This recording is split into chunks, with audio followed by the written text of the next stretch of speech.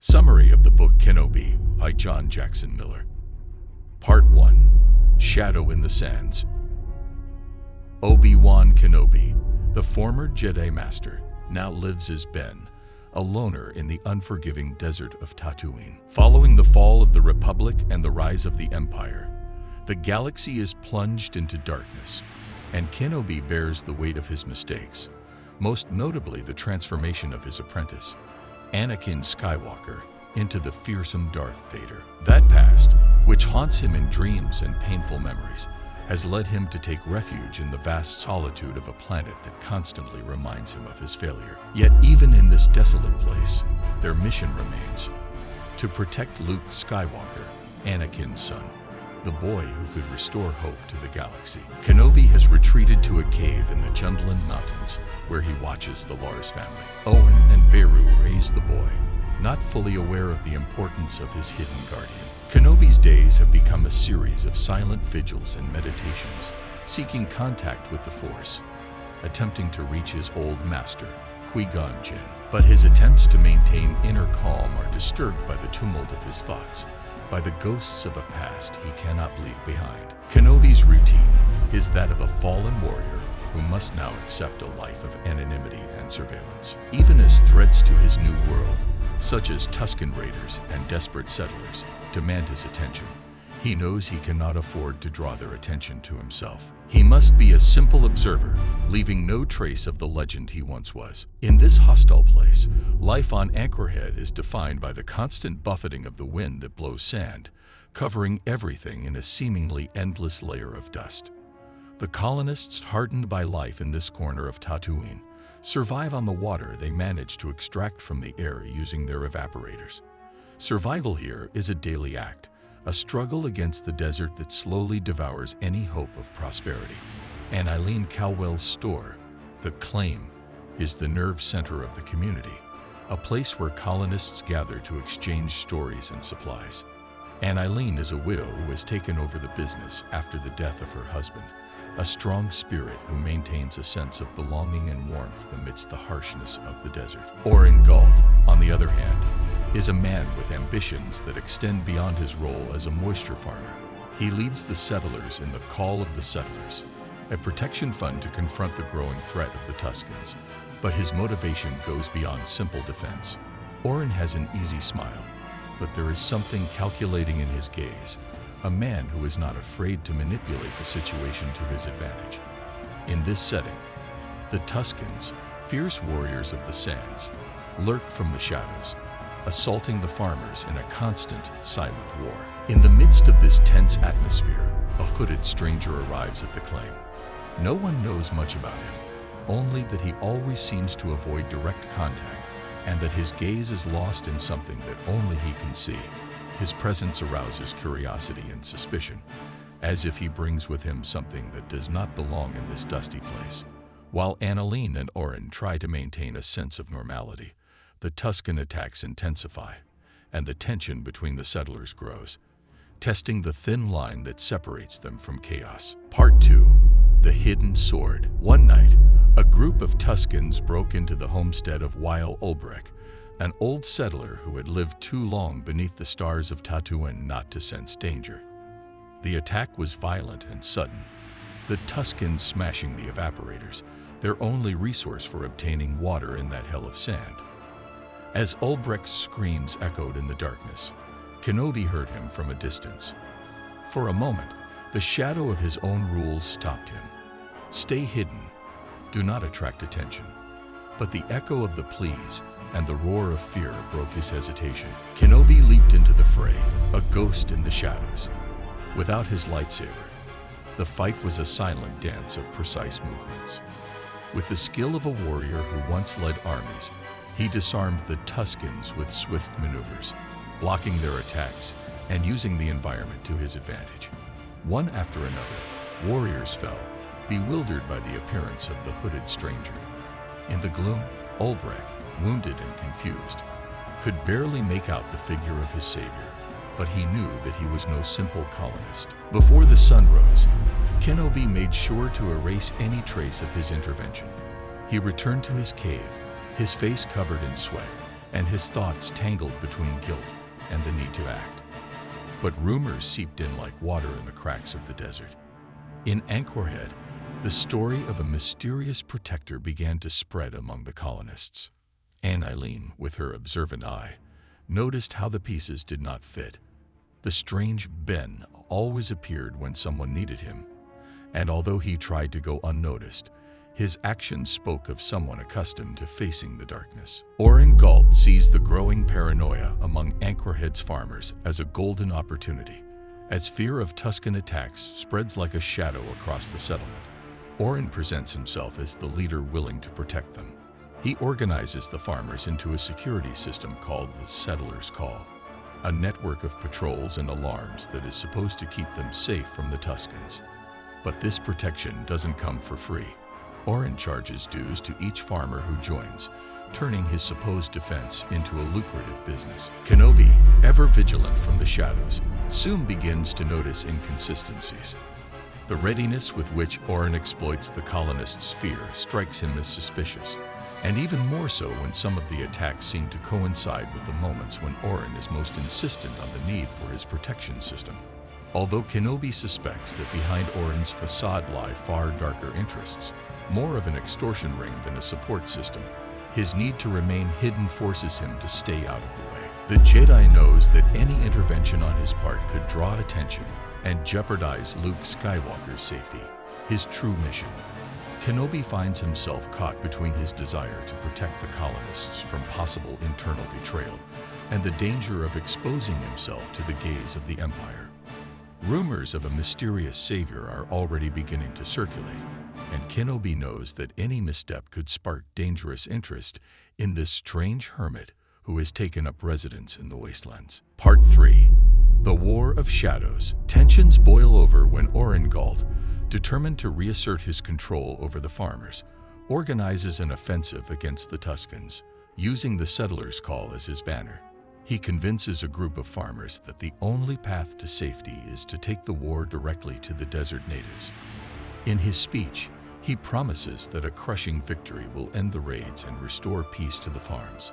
What follows, however, is disaster. The offensive is launched in the darkness as farmers, armed and with their faces covered in fear and hatred, invade the Tusken territories.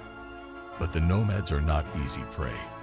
They react with the ferocity of those defending their home, launching a brutal counteroffensive that leaves the settlers ill-prepared and vulnerable in the middle of the desert. Chaos unfolds with crossfire and the echo of screams lost in the night. The sand is stained with blood, and the wind carries the cries of both sides. In the midst of the battle, Kenobi feels the weight of tragedy. He watches from the shadows, aware that the farmers have been manipulated by Oren, who has turned fear into a tool of power. Scenes of death and destruction awaken in Kenobi memories of Mustafar, of that desperate duel with Anakin, when the flames devoured his old life and his hope. Caught between the duty to protect and his need to remain hidden, each scream reminds him of the promise not to lose those under his watch again. Kenobi fights the urge to intervene with all his might. Every Tusken attack, every panicked face among the colonists, becomes an echo of his own guilt. The guilt of having failed as a teacher, of having let Vader's shadows spread across the galaxy. The crisis surrounding Kenobi isn't just the fury of the Tuskens and the chaos unleashed in the dunes. The real torment lurks within his own mind. As the violence escalates on Tatooine, Ben battles his own demons, questioning the validity of his mission. He wonders if his retreat to this remote desert is a true destiny, or simply a way to escape the guilt that haunts him. Echoes of the past are inescapable. The image of Anakin, transformed into Darth Vader, creeps into his every thought, reminding him of the last time they crossed sabers on Mustafar, the fall of his friend, the failure of the Jedi Order. All of these losses intertwine with every breath, making the weight of his loneliness almost unbearable. During the nights, when the vast darkness of Tatooine seems to embrace him, Kenobi tries to find answers in the Force. He delves into deep meditations, seeking guidance from his former master, Qui-Gon Jinn, hoping the flow of the Force will offer him comfort or direction. But the whispers that used to be clear have become garbled, almost mocking. The Force speaks to him in a language he no longer fully understands, leaving him uncertain whether he is truly on the right path. Meanwhile, Annalene Caldwell, who had trusted Oren Galt, begins to uncover the truth behind the farmer's facade.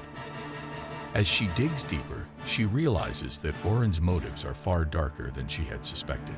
Disillusionment and fear seep into her life, making her realize that the threat comes not only from the Tuskens, but also from those she once blindly believed in. In her bewilderment, Annalene begins to understand that the stranger, Ben, may be her only hope, though she can't quite understand why he seems as lost as she is. Part 4. Unmasking the traitor. The truth unfolds when Oren stages an ambush in hopes of eliminating the Tuskens once and for all. He is confident that with the farmers' numerical advantage in their planning, they can put an end to the native threat.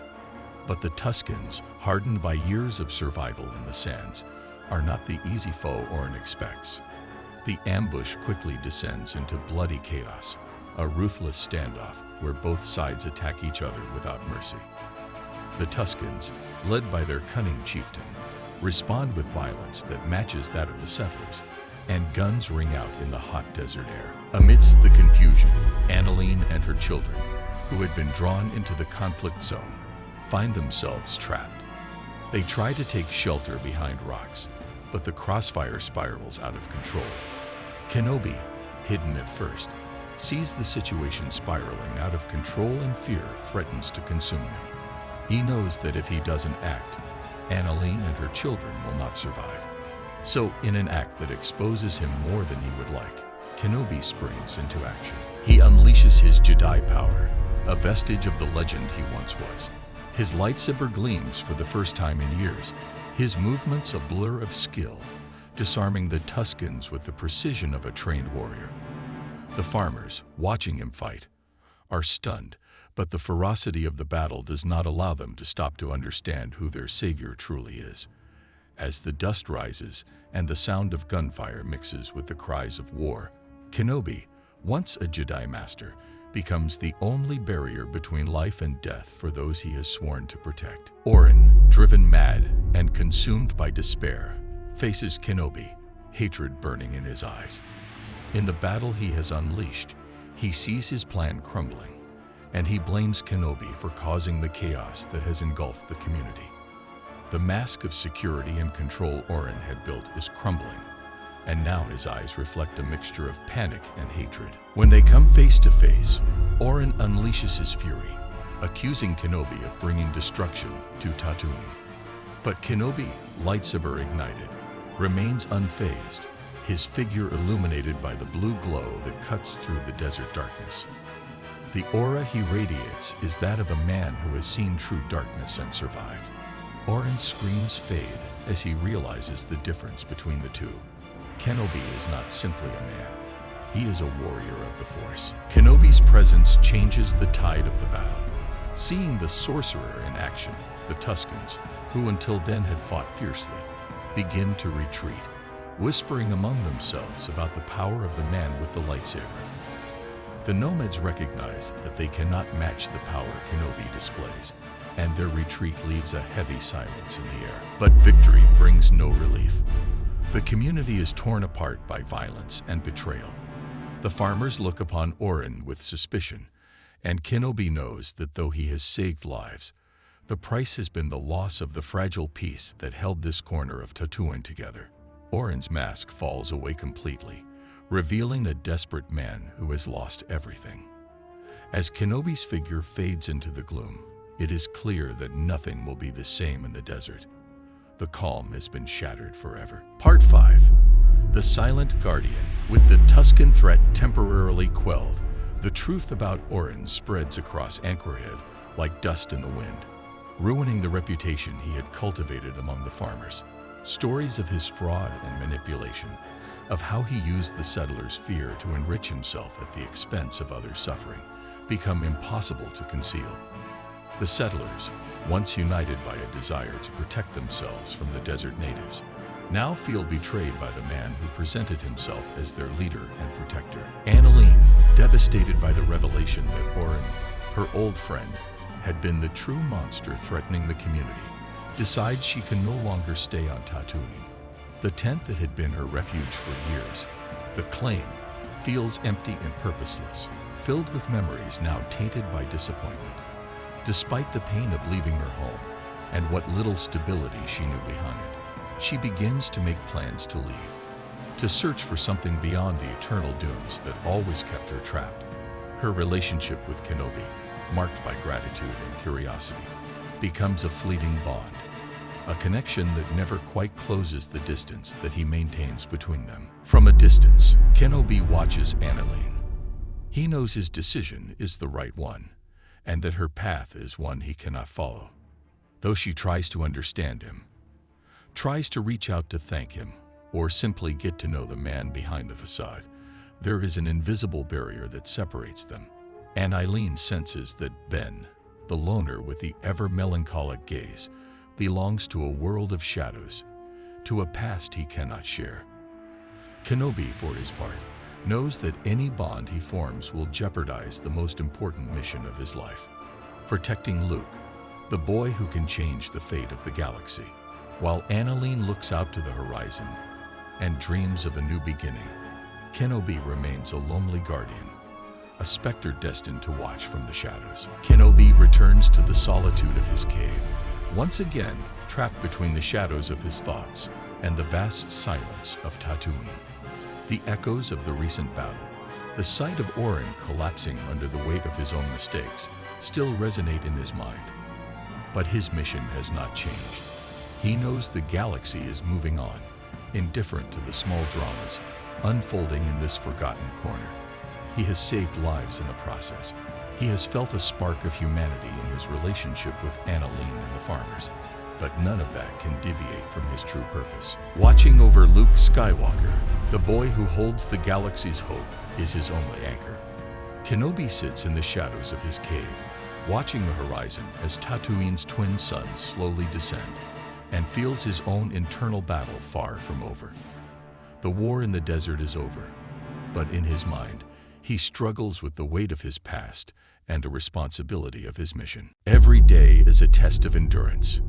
Meditations turn into conversations with the ghosts of the Jedi Order, seeking guidance from Qui-Gon Jinn, hoping to find a way to come to terms with his own mistakes. Yet the whispers of the Force seem ever more distant, like music he can barely hear. But Kenobi knows he cannot give up. As long as Luke grows up on the Lars farm, as long as there is a shred of hope in the galaxy, he will remain the lone guardian, watching from the shadows, ready to protect that last glimmer of light. Get the book at Planet